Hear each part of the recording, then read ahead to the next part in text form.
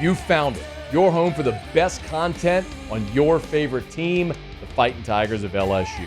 Do us a favor, subscribe to the channel, leave your comments below, and be sure to smash that like button.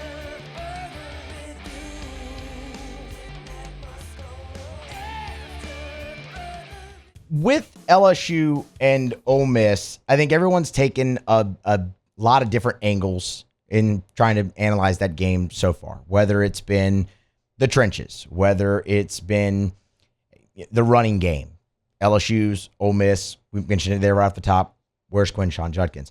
The most obvious and glaring aspect of the game is the passing game. LSU secondary hasn't been good. We all know that.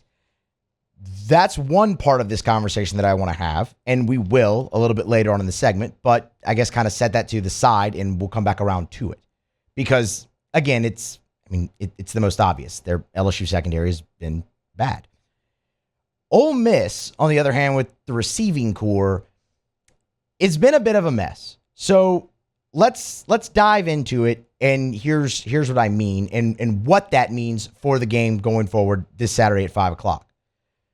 Ole Miss, when you looked at what they did in the receiving core this offseason, they went to kind of rebuild it through the transfer portal. And when you think of Ole Miss receivers, really in recent memory, you think of a lot of studs, right? You see a lot of them playing on Sunday. It's just been a position where they have put pro after pro after pro into the NFL. They went to go rebuild it through the transfer portal this year, got some really, really nice players. The problem is those players have been absent. And while they look like they're on the mend and look like they're coming back and they're hopeful, Ole Miss that is, to have those players give them more this weekend against LSU, I think that's far from a certainty.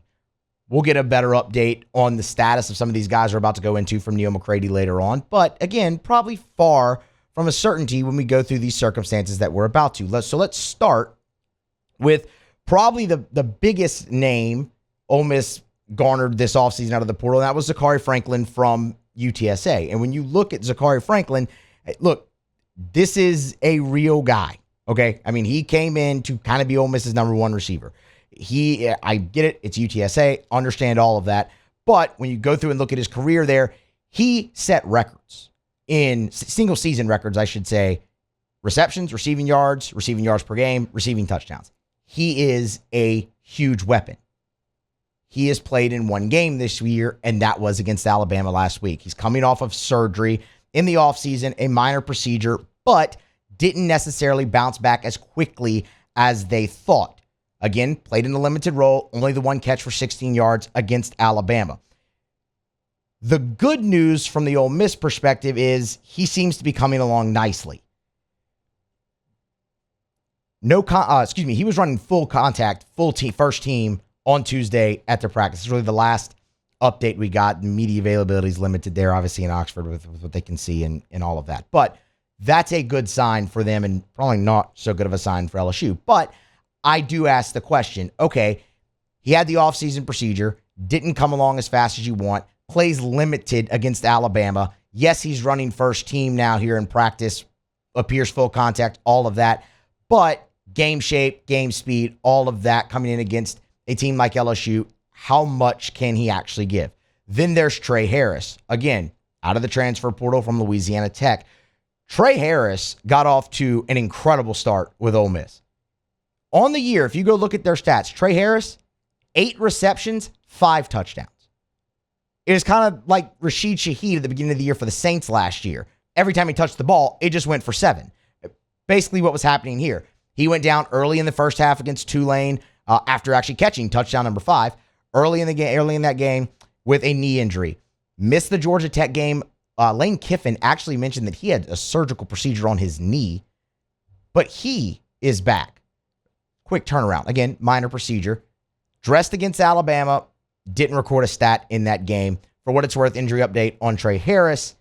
He has been in a no-contact jersey so far this week.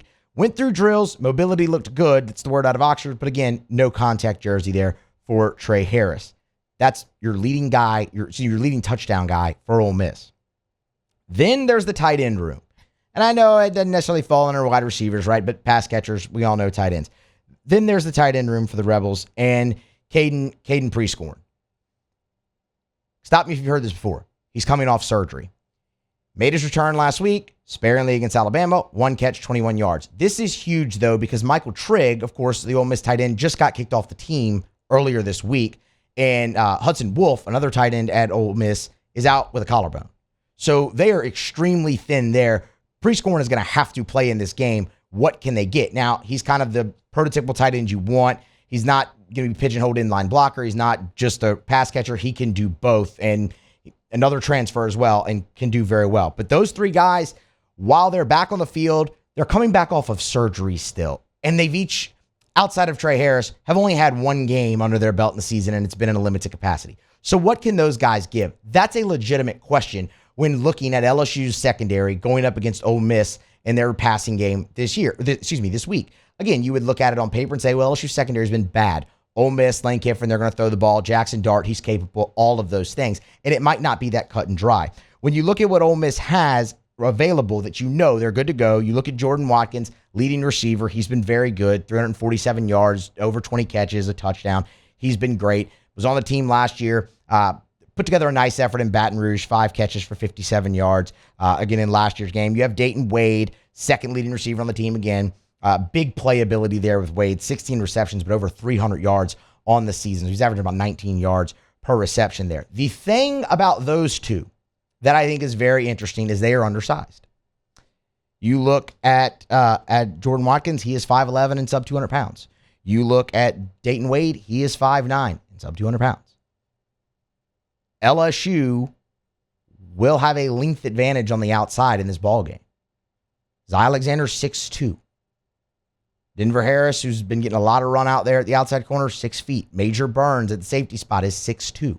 You have that advantage. Now, LSU has not played a lot of man coverage, obviously, this year. Is this an opportunity in this game if they are limited with Zachary Franklin, they are limited with Trey Harris, they are limited with Caden Prescorn? Is this an opportunity potentially for LSU to play a little bit more man coverage or maybe mix in some combos? That is something I'm extremely interested to watch in this ball game because I think LSU has that size advantage. And look, again, LSU has been mostly zone because they haven't been good enough in man.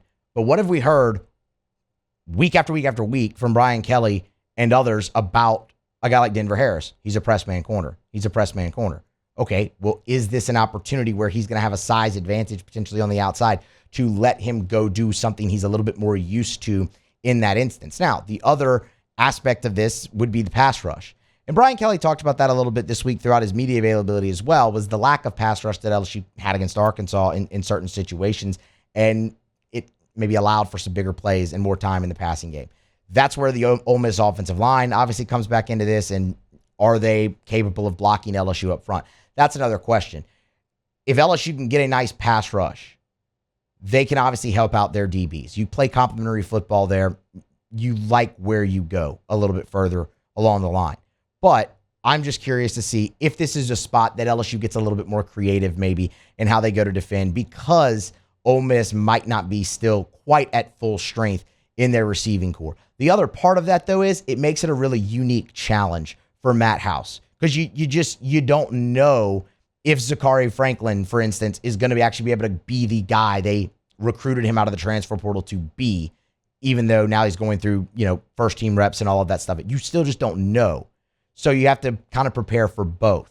It's going to be one of the more interesting game plans to watch at LSU's weakest position. So while it might not be the deciding factor in the ball game, it's definitely the most glaring and obvious one to talk about, and maybe hasn't gotten as much, attention, for lack of a better word, this week. But the way Ole Miss is set up from a receiving standpoint makes it all that interesting. And can it finally take pressure off of Ole Miss's run game for a guy like Quinshon Judkins?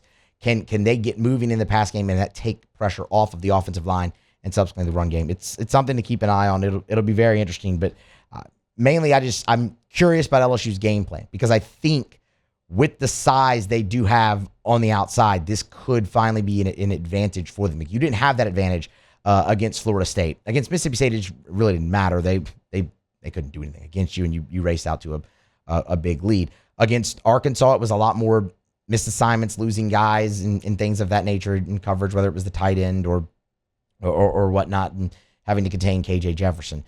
This is different. This is a different setup here in this ball game. At least it appears on paper. So how does LSU kind of match up there? I hesitate to say well because they just haven't been good. I think intriguingly LSU matches up against Ole Miss there. Hey, thanks so much for watching. Please leave your comments. I love to interact, and be sure to hit the red subscribe button below.